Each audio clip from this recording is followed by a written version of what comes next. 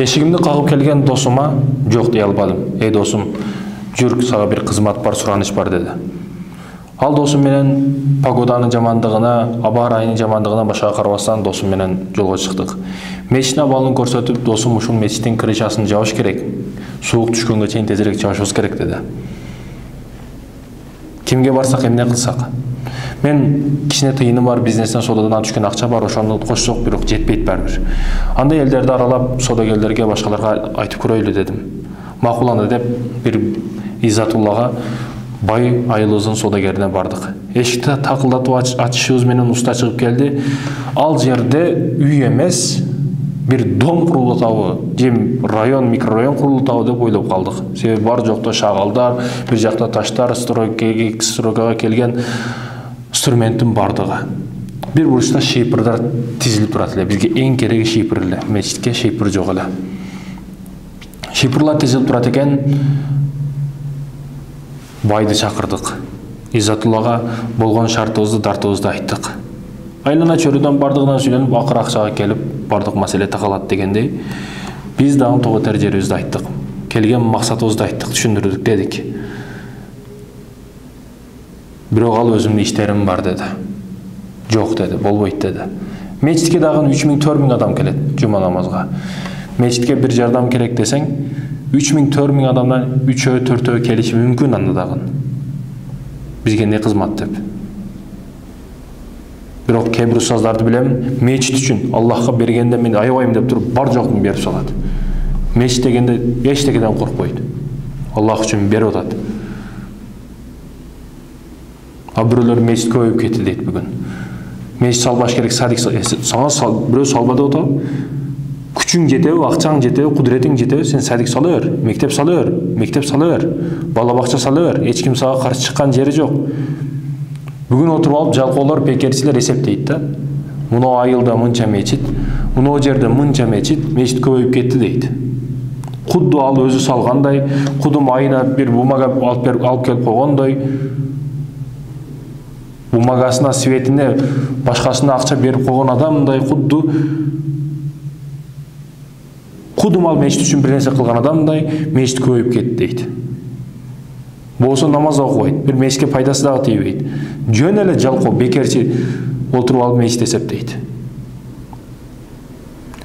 Ошол эсептегендерге эмне үчүн арамканалар, кумарканалар, зинаканалар, сойканалар, түнкү клубтар, аракканалар көбөйүп кетти деп эсептебейсиң? Ал эми мечит деген учурда мечит көбөйүп кетти деп эсептейсиң? Эмне үчүн урматтуу мусулман бир тууган? Бүгүн жаман жерлер, кумарканалар, зинаканалар, казинолор, жана башкалар өтө көбөйүп кетти деп эсептебейбиз? Ал эми мечитке келип асылып эсептей беребиз мечитти?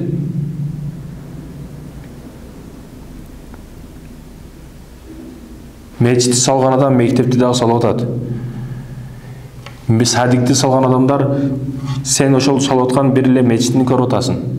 Сен көрүп атканда бир эле жакшы ишин көрүп атасың. А бул жакта билбеген, сен билбеген садик мектептерди да бардыгын кылып атат.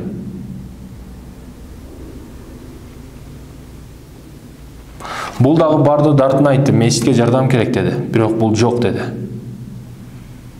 Күлкү менен чыгып кетип, ичинен досум өтө кайгырды, сыгылды. Бар болуп туруп бербеди дегендей кылып. Бирок бардыгына жакшы күмөндө болуш керек. Айылыбызда өсөт экен, ал шийпыры жөн эле калып кетти. Башка бирөөлөр 2 кабат үй салса, мен 3 кабатта саламын деп дагы бай айтыптыр. Иззатулла ушундай дептир, 3 кабат салат экен, башкаларда 2 кабат, анда 3 кабат экен деп сөздөр, имиштер жүрдү элди аралап. Ал айтканында 2 кабат салды, 3 кабат салды. 3 жыл дегенде анда тең келе турган байкалбады айылда. Бирок шийпыры дагы деле жабылып элек. Туникеден жапты. Биз көргөн шийпыр үйүндө дагы деле турат.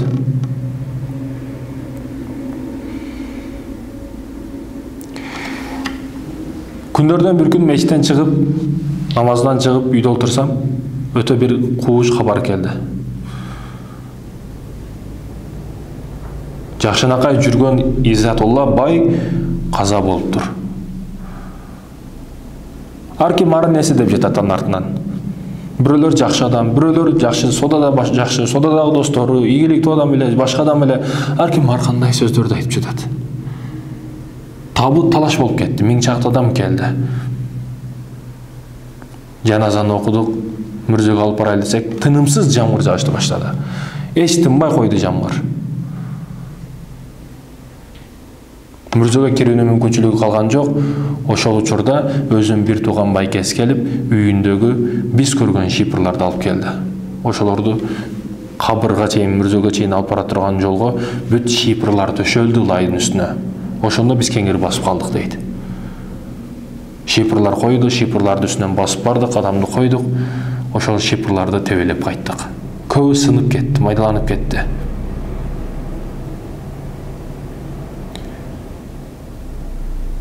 Учурунда мечитке жабылып калганда бул акыретке инвестиция болот эле, сообу жетип турат эле, бирок бүгүн жер менен кор болуп сынып жок болуп кетти шипрлары дейт. Эки дос, дин үчүн, мекен үчүн кызмат кылган эки дос бир байдын үйүнө барат экен. Ага байке, ушундай балдар үйгө башкага жардам керек. Акча каражаттан жардам кылып туруңуз десе, баягы шеф бай үйүнөн чыгат экен дагы бетине түкүрүп салат экен. Бетине түкүрсө, баягы түкүрүктү арчып туруп, бул түкүрүк мен үчүн, Аллах үчүн эмне бересиз деп дагы бир колун сунат экен. Урматтуу мусулман бир тууган, берсең Аллах үчүн бересиң. Бергенди Аллахка берип жатам деп ойлогон сен, пендесиге эмес. Аллах 700 есе, 1000 есе, миллион есе кылып кайтарат, берет. Биз бүгүн ушундай шарт коюп алганбыз өзүбүзгө. Кудай берсе берем да деп. Жок, биринчи сен бер, Кудай сага көбөйтүп берет. Анда биз кандайдыр даражада Кудай берем деген нерсеге шек күмөн келтирип койгон пенделерден болуп калабыз го. Эгерде биз биринчи бербесек. Кудай берсе берем дегени бул Кудайга бир кандайдыр бир даражада ишенсиздик болуп калбайбы? Чындыгында ошондой эмеспи? Ашкыл берсе, ишим жүрүшүп кетсе, содагер болуп кетсем, ашкыл берем дейт. Биринчи аштыкылы бер, дуаны ал, андан кийин иштериң жакшы болот.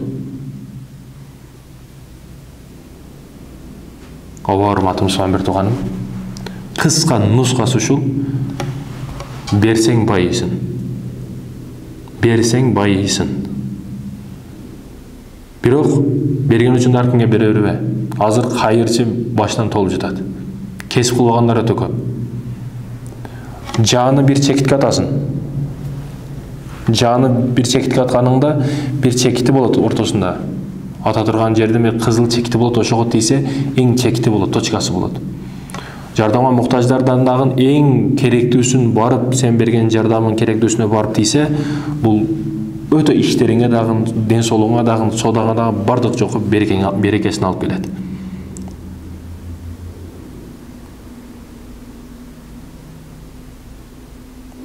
Ооба, урматтуу мусулман бир тууган,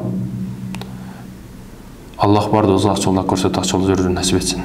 Жүрөктө эмес, байлыкты жүрөктө эмес, колдо кармаш насип этсин. Колдогу байлыкты эл жер үчүн, мекен үчүн колдонууну насип этсин. Ал эми байлык жүрөккө кирип калса, бул жүрөктөн чыгыш өтө кыйын. Жүрөктөн чыгара албай калабыз. Аллах өзү сактасын мындан.